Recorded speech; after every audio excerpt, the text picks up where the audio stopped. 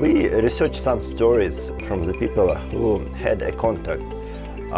Some of it with his like real story, like you said, some of it in his mind. Can you say the difference? Is it really or just imagined? Well, for some people it is. I've met people where it's all just imagined. Whether it's contact or channeling or healing or you name it. There are many different forms this takes where a person they fool themselves. But when you have an actual experience, there's no denying it. When I talk to people about having an actual experience, I used to teach classes, and in these classes, the people would have an actual experience, nothing imagined. Because in my view, if you have an actual experience, you've learned something. You've had the experience. Now you have knowledge, and you can keep building on that. So I have these 3 classes that I recorded. I put them up online on my website. So when you have contact, if you're just hearing a voice in your head, tell them that's not good enough. If you want to talk to me, come here. Talk to me to my face. If you're afraid to do that, then you're not real. Challenge them. That's my next question. How to check and verify it? So some people has like a mind imagined contact, I don't know, in dreams, in a kind of stage of dream, yeah, and they would like to verify it with a kind of information or physical things. Any ideas how to verify? Well, when you have this kind of experience, it could be that they are contacting you to get you ready for the real experience, to see how you handle the experience where it is not so tangible. So when you have this, maybe it's getting you ready for something greater. And that then when you have the actual experience, then you're not going to be so afraid or worried. You'll feel the connection that much better. It didn't work like that for me, because for me the man walked up, but maybe it did happen like that for me in a sense, because I saw this very large UFO just hanging above the trees, and they talked to me in my head first. Interestingly, when I was 18, they stopped. The contact stopped, but they would check on me every 10 years. 10 years later, I had a dream that I was told to go out into the desert to a place, and that they would meet me there. They had something to give me, and they would give it to me, and they would meet me there. Well, I had no idea how I was going to get there. It was hundreds of miles away from where I was. I didn't have any money. I didn't have any way of doing this, but I had this dream. Well, things happened, and sure enough, at the appropriate time, I showed up in this place. And while I was there, I had that meeting, and they gave me what they said they were going to give me. And the dream was 30 days before the event. I had no idea what was going to happen. Another time there was a dream, and then there was the actual visitation. So I think they use this as a way of preparing you, is what I'm trying to get at. And if people are having these dreams, try to take control of your dreams. try to communicate and tell them, I'm ready. I want to do this face to face. Where do I need to go to do this? And then follow the instructions. So your opinion, it's start from the good question, yeah, and it's like a direction to moving forward. But I know there are some stories of the people who was fooled by a kind of aliens. I mean, in coma, yeah, and they just pushing that you are the one, you're unique, and no one else except you, and pushing a kind of this information and etc. So my question is how to verify with whom are you contact with a good one, aliens, as you told, with a kind of this kind of declaration to help, to make a kind of ideas or other things, or with kind of foolish things which does not have any things like good for exactly this human. I understand. And you're right. I think, first of all, if the person you're in contact with is telling you that you are so unique and you're not like anybody else on earth and they're just really building up your ego, that should be a red flag. It should be an indication that something's not right. Because the people that you would want to talk to, these people believe that everyone is important, that everyone has potential. And if they're choosing to talk to you, it's because there's a specific reason to do this. But it's not because you are so amazing in the world that you're the only one they want to talk to. It doesn't work like that. You told that it was a kind of experiment, and people like you, there are several through the globe. Did you find anyone else your from your family? The people came from very numerous worlds. There wasn't just one. And I have seen a few people that are not from here, that they have a very similar agenda that I do, but they're doing their own thing. And some of these people are famous people, and some of them are not. They're just mothers, fathers, sisters, brothers. They're not seemingly very important at all, but yet they are important because the influence that they have to help others to grow in some capacity. I thought that globally you have a kind of the same idea, and possibly together you will get much better potential to realize it than separately. Well, yeah, I understand that. And I've thought the same thing. But, I don't understand, what the ultimate plan is. I just know that there are a lot of people here that are pushing in the same direction. And sure, I mean, if everybody got together, and I've taught people how to do this.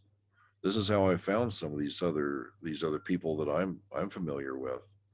Because there are things that are lost to this world, different practices and different pieces of knowledge that are lost. But I've taught people how to do these things to bring people together and to empower them. And it's worked quite well. So you're right. I mean, if a bunch of people got together that were same as myself, for example, then yeah, I think there'd be a lot of things that would change. But I don't think that it's necessarily that a lot of people like myself need to do this, because everyone has their own unique ability, their ability to make a change in the world in some capacity. And I think that because of that, teaching other people how to do this is really the important thing. Don't you have by yourself or your friends an idea to film like your meeting with UFO or aliens and etc. And what's happened with this idea if you had it? Well, that's a good question, and it is a really good idea. When I've had these experiences, I mean, early on, there wasn't any filming. You were lucky if you had a camera. But now, with the way technology is, a lot of people are making videos about things they see and the experiences they have. But one of the things that's going on is that they don't want to be overtly, in other words, out there prominently. They don't want their faces out there in the world. They don't want to be known because some of them live here as well. And they're walking on the streets. There might be, I'm sure there are people in Moscow who are not from this world who are walking the streets of Moscow. You wouldn't know them, but they look just like you and me. And I think part of it has to do with the idea that they don't want to become that important. Because if they become that important, at that point, you polarize people very severely. There will be followers and there will be disbelievers. There will be people who want peace and others who will be afraid and want war.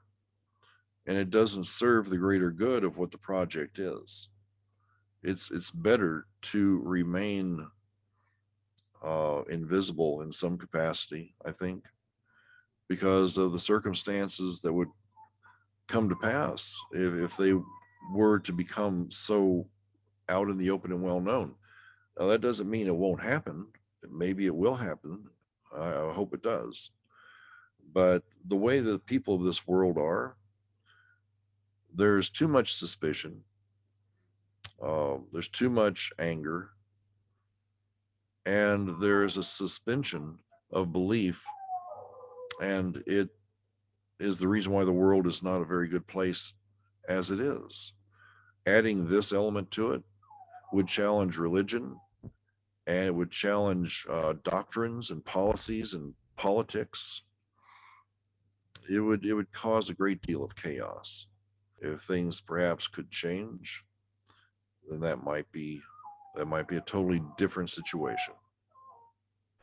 Okay, I understand your point of view. We need to think it over about your idea. Um, uh, uh, so the next question is, do you remember your past lives or reincarnation? Yeah, actually, I do. Quite a ways back. I've been here many times, and usually the times that I show up are right about the same time as we are now in the world where things are about to happen. Does these abilities appears because of your contact, or you do remember it from the earlier ages? Well, the abilities I have, they might seem unique on this world, but other places it's very, very usual. It's just no different than being able to smell a flower or feel the wind in your hair. It's unusual here because not everyone can do it, but other places it's very easily done. Several years ago, I was in Machu Picchu personally. My friend told me that feeling a kind of alien base inside of the mountain. Your visit in Machu Picchu had a result of meeting aliens. How it was? Does they live in mountains or does it has any connections? Please tell us. Well, I've been to Machu Picchu so many times I can't count them now. And I have met extraterrestrials at Machu Picchu. His name was Rich. And then I met the others who were with him. They live in a they live in a village that is a little distance from Machu Picchu, but it's deep in the Andes. Do they have an alien base inside the mountain? There's something in there. I don't know what it is, but I don't think they have a base, particularly there at Machu Picchu. But I do know there are a couple places, a few mountains, where they look like mountains, but doors open and UFOs fly in and out of them. You try to climb the mountain, it'll shake you off. Could you tell us about your contact with Rich? What's happening? Why it's happened? And what's the information or result of this meeting? Well, it's a bit of a complicated story. While I was at Machu Picchu one summer, I just tried to contact Zoe mentally. So I sat at the Intihuatana and did a meditation, and it was a beautiful day. So I just called out, Zoe, where are you? I'm in Machu Picchu. Why don't you come on by? Well, there was a voice that came back in my head. It was different, and it said, who are you? And so I told him who I was and told him about the contacts. It was the same clarity of voice as I would have with Zoe. They said, all right, we'll look into this and we'll get back to you, basically. It wasn't unfriendly and it wasn't friendly. It just was. So I left. A few months later, I'm back. And I'd forgotten all about this. As I'm going back up to Machu Picchu, you know that bus that you rode going up to Machu Picchu? Well, I was on top of the bus. I much more enjoyed riding on top of the bus. On the way up, there was this man who walked out of the jungle, and he stopped the bus and he climbed up and joined me. After being up there, we talked very little. I introduced myself, he introduced himself. A little while later, I said, so where are you from? And he said, I'm from the Pleiades. I'm thinking, oh, brother, sure you are. And I kind of laughed. He says, no, really, I am. And so we talked a little bit more about this. Next thing you know, we get to Machu Picchu, and I'm there with my group of people. I'm taking them into Machu Picchu. Rich is already inside somehow. And I meet up with him again and walk with him. He's going to climb up Huayna Picchu, and I'm going to go with the rest of the group and go around. Well, to climb up to Huayna Picchu, if you're really, really skilled, you can do it in about 45 minutes. If you're not in very good shape, it'll take you at least an hour, maybe longer. It's a very steep climb. This fellow that was with me had these giant binoculars, looked like something from a cartoon. And he's looking around. Rich had just left just a few minutes before. This fellow I'm with, he's looking around, looks up to the top at Huayna Picchu, and he says, your friend's already at the top. I said, that's impossible. It's got to be somebody else. So I borrowed the binoculars from him. They were giant, just giant binoculars. It was so funny. Power lifted them up to my eyes, and I'm looking, and it was very clear. Yes, that was Rich. He was looking right at me, and he smiled and he waved. And I pulled the binoculars down. How the hell is that possible? I didn't know what to think of it. So I told him that night we were going to be back at Machu Picchu, because we used to go to Machu Picchu after dark. So I'm wondering if he's going to show up. Within a few minutes of getting to the Intihuatana again, everybody would sit on the Intihuatana and they would do a meditation for about 5 minutes. Then the next person, there's about 20, 25 people. I've done this so many times, I didn't need to stand there. So I walked away from the Intihuatana, and I'm standing on this precipice. This big stone thing that sits up on top of a hill. I walked away, walked down on a precipice, and it's just a drop off on all sides except where I just came from. It's like a peninsula of land that just sticks out. And I'm standing there having a cigarette, looking around, finish my cigarette. I turn around, walk a few steps, and I hear this sound like the sound of plastic being crunched, like the wrapper on a cigarette pack. So I turn around and there's Rich. He's standing there. Well, I was surprised. So we talked. And in the course of the conversation, I asked him, how did you do that? Well, he showed me this little thing on his belt. He was dressed like a hiker. Jeans, t-shirt, jacket. He showed me this little box on his belt that had a little very, very dim blue light, like a blue LED. Is very, very soft. And he says, well, I just touched this, and then it's how I travel. So I asked him if I could borrow it. He said no. And then he said, well, it's time for him to go anyway. He'll show me how it works. So he said goodbye. He touched it. There was the same sound of the crackling. And then there was this very light blue marble shaped small bead of light where he was standing, just floating in the air, just very still. And then it took off and it floated away. I saw Rich for many years after that, and I met the other people that he traveled with. I saw their UFOs. I saw them land. He was a good friend for a while.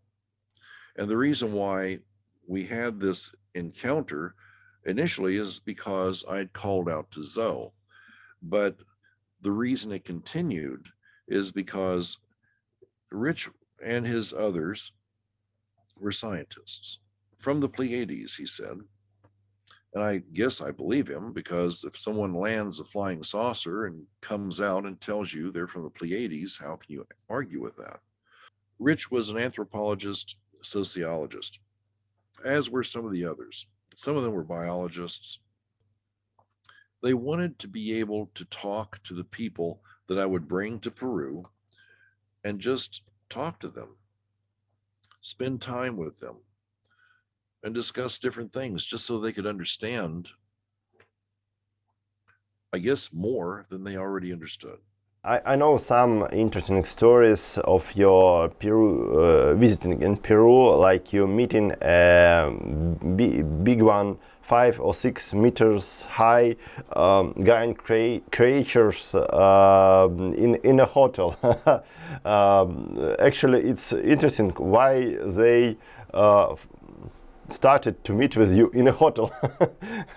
Yeah, that was Posada del Inca. It's actually a resort with individual bungalows that sit in a garden-like setting on the side of a hill on the mountain right across. Up to this time, I'd seen ghosts and had all kinds of strange experiences. But what happened is that they showed up to tell me it was time for me to do what I came here to do, to this world to do. And if I wanted to, I could do that. And if I chose not to, well, that was fine too. It was up to me. Well, I chose to do it. They showed up in the room to deliver that message, but they weren't extraterrestrials. They were angels. I saw them on another occasion, and that really clarified what they were. I never believed in angels before at all. I thought it was just made up stories. But when I saw these people and then saw them again, there was no doubt what they are. They weren't extraterrestrials. They were from the spiritual realm. They were angels.